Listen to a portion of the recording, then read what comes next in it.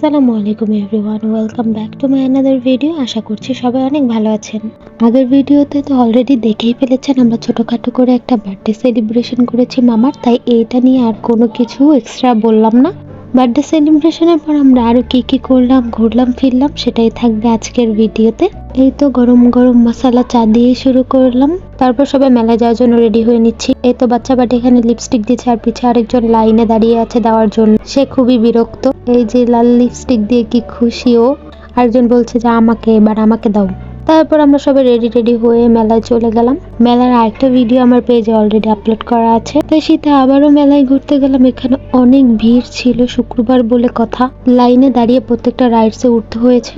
এই তো নৌকায় উঠে গেলাম। এটায় চড়তে ভয়ও লাগে আবার অনেক মজাও লাগে। আমার কাছে এটা চড়তে বেশি মজা লাগে। আপনাদের কাছে কেমন লাগে অবশ্যই কমেন্ট করে জানাবেন। সামনে আমার আন্টিরা আর আমার পাশে আমার ভাই বসেছিল, ও খুবই এনজয় করতেছিল আর ভয়ও পাচ্ছিল একটু।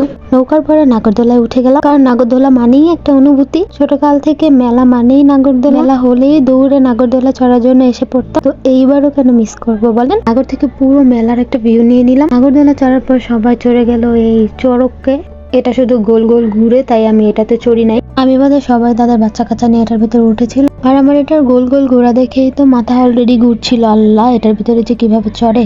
তারপর ওটাতে চড়ার পর বাচ্চা পার্টি আবারই একটা গোল গোল ঘুরার মতো একটা কিছু উঠলো। এইখানে রিফা এত ভয় পাচ্ছিল, ওর ফেস দেখেই বোঝা যাচ্ছিল যে ও অনেক ভয় পেয়ে আছে।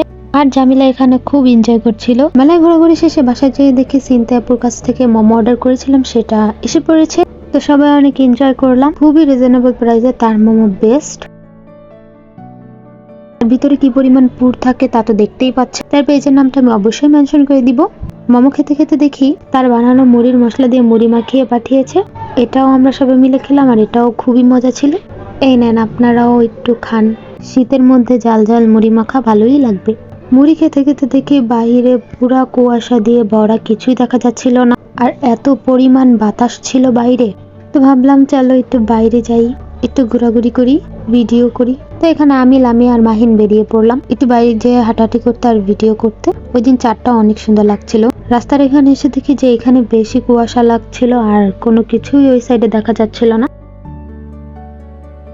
এখানে মাহিনী একটু কুয়াশার মধ্যে ভিডিও করছে, ওর পরে আমি, তারপর লামিয়া সবাই একটু ভিডিও করে নিলাম, কারণ অনেক সুন্দর আসছিল ভিডিও গুলা। এখানে তারপর একটু আমরা একটু ভালো সময় কাটালাম। ঠান্ডায় পুরো জমে যাচ্ছিলাম আর কুয়াশা মনে হচ্ছিল যে বেড়েই চলেছে। তো আজকে এই পর্যন্তই। যদি ভিডিওটি ভালো লেগে থাকে অবশ্যই লাইক কমেন্ট করবেন আর আমার পেজটি ফলো দিয়ে আমার পাশে থাকবেন। আসসালামু আলাইকুম।